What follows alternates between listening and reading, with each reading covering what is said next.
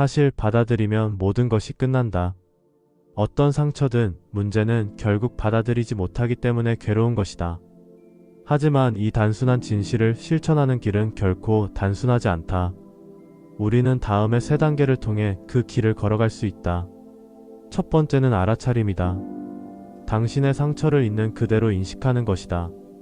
이조차도 하지 못하는 사람들이 많다. 그들은 자신의 상처를 자각하지 못한 채 무의식에 쌓인 고통에 끌려다니며 외부 세계와 충돌하고 긴장 속에 살아간다. 그 긴장을 누그러뜨리기 위해 술, 담배, 마약 또는 정신과 약물에 의존하기도 한다. 물론 이러한 것들은 때로 삶을 포기할 만큼 깊은 절망에서 사람을 붙잡아 주기도 한다. 그러나 그것들이 문제의 본질을 해결하지는 못한다. 오히려 익숙해질수록 진짜 문제를 외면하게 만든다. 심지어 오랜 억압 끝에 내면의 에너지가 폭발해 차라리 아무것도 하지 않았더라면 더 나았을 것 같은 결과를 낳기도 한다. 그래서 더더욱 중요한 것은 외부와의 접촉 속에서 마찰이 일어날 때 즉각 반응하지 않고 그 마찰을 먼저 알아차리는 것이다. 올라오는 감정과 생각을 있는 그대로 인식하는 것, 그것이 바로 성찰이다. 성찰이 어느 정도 자리를 잡으면 두 번째 단계로 나아간다. 바로 판단을 멈추고 있는 그대로 바라보는 것이다. 우리는 종종 상처를 자각하자마자 자신을 자책하거나 타인을 비난하며 도덕적 판단에 덫에 빠진다. 그러나 판단 없이 있는 그대로 생각과 감정을 바라보는 것이 2단계의 핵심이다. 만약 판단이 계속된다면 판단하는 나를 알아차리는 것으로도 충분하다. 2단계가 익숙해지면 세 번째 단계가 열린다. 그것은 수용이다. 2단계는 어떤 의미에서 영적인 차원에 속한다.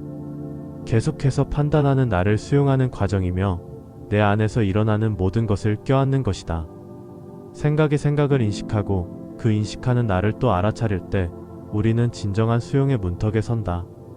이것은 마음 깊이 이루어지는 일이기에 생각만으로는 불가능하다.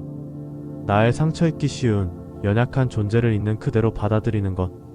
신을 모시듯 경건한 마음으로 나를 껴안는 것이다. 그러나 대부분의 사람들은 이 진실을 마주하는 것이 두려워 다시 도덕적 판단의 세계로 도망친다. 우리 안에 또 다른 인격이 다시 작동하는 것이다. 이 인격은 우리를 살아남게 하기 위해 존재해왔지만 더 이상 그 방식으로 살아남을 필요가 없는 지금에도 작동하고 있기에 문제가 된다. 그래서 그 인격에게 말해줘야 한다. 괜찮아. 이제 조금 물러나도 돼. 나는 나의 연약한 부분을 더 깊이 마주할 필요가 있어. 하지만 이 연약함과 마주하는 과정은 고통을 동반한다. 그래서 중요한 것은 이 아픔을 온전히 감당하는 것이다. 그것은 생각이 아니라 몸으로 느끼는 것에서 시작된다. 그래서 산행이나 단순한 육체노동, 요가나 국선도와 같은 몸의 의식을 일깨우는 활동은 상처와의 직면에 큰 도움이 된다.